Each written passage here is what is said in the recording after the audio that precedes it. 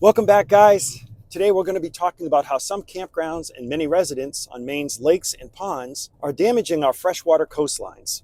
So it's not all bad, guys. There are some solutions to this.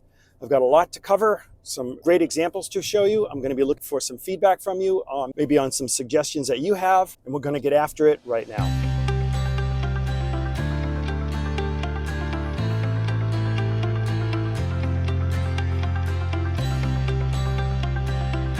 If you're new to this channel, my name is Michael Patterson. Our family is trying to build a campground on 113 acres in Sanford, Maine. If you want to learn everything there is to know about building a campground, click subscribe and tap the bell so that you'll be the first to know when we post another video.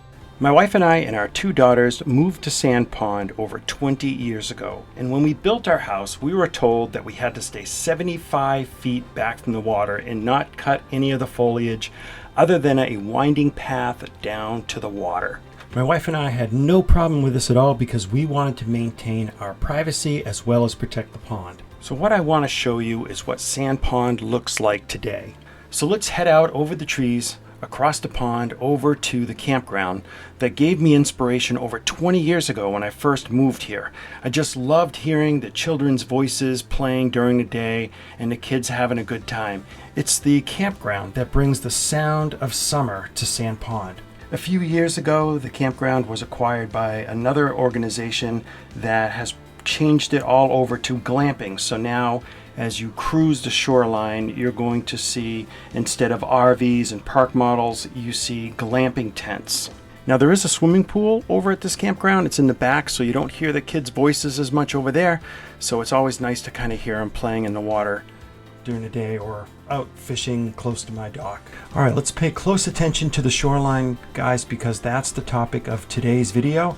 I just want to point out here that it's all of that foliage that you see along the water that really protects the pond. And it's the neighbors, the private residences, that are opposed to the campground, and they are opposed to me building another campground with my family. So let's stop the drone for a second and zoom in on some of these cottages owned by private residences across the pond. According to the research that I did, and I'll leave a link to the article in the description down below, erosion is the #1 factor hurting Maine's lakes. And the article also states that erosion and sedimentation control is the #1 cause of pollutants in Maine's ponds. Just look how these shorelines are eroding and allowing unnatural sediments to leach into the water. Now, I understand that these cottages are grandfathered, but the combined damage done by all of these cottages that have done so much clear cutting down to the water far exceeds any damage caused by the existing campground on the pond.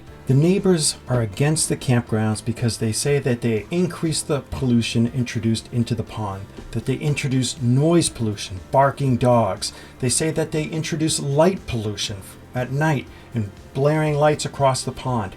And they say they increase traffic loads on the roads. Guys, what do you think? I'd love to hear your comments down below. If you're finding this video informative and you're a giving person, please give it a like. I know it's small, but it really helps us a lot. Thanks.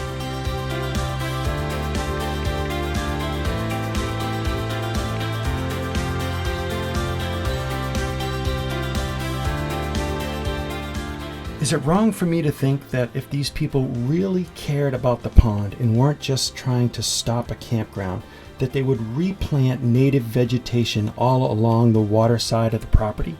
I really would love to hear your opinion on this, guys. If you want to leave a comment down below, it would be greatly appreciated. All right, let's quickly buzz back over to my house. I want to show you something before I give you more insight on our campground plans and the shoreline.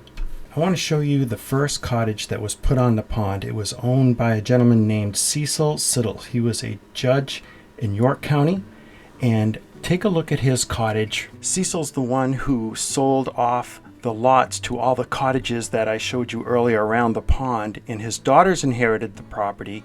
For many years they had it, and just recently in the last few years they sold it to another couple. Look how much vegetation they've left there for decades, and it really hasn't hindered their view of the pond much at all. And right next to their property is my house, and you can see that for the last 20 years you can't even tell where I put in my dock. I use a gangway so that I don't disturb the natural foliage that's protecting the shoreline And the only reason I point that out is because I think that I've established pretty well that if I build a campground on over 500 feet of shoreline on the pond, that I'm not going to destroy it. Here's our proposed campground. You can see that this is 100+ acres that we have that touches the pond in 3 areas: north, central, and south. It looks like this from an aerial view. And let's focus on north first. We're proposing 3 cottages in this area with a 100-foot setback, leaving all of the foliage, of course, along the pond intact. Central looks like this, a few cottages again with a 100-foot setback. And south looks like this, 3 cottages, another 100-foot setback, all the foliage intact with gangways to get into the water so that they don't destroy the water's edge. And our septic systems are over 400 feet from the water. Septic systems, by the way, on those older cottages is a subject for another video. Make sure you subscribe. All right, I hope you found that video informative. And if you want to learn more about how to build a campground in southern Maine, watch this next video.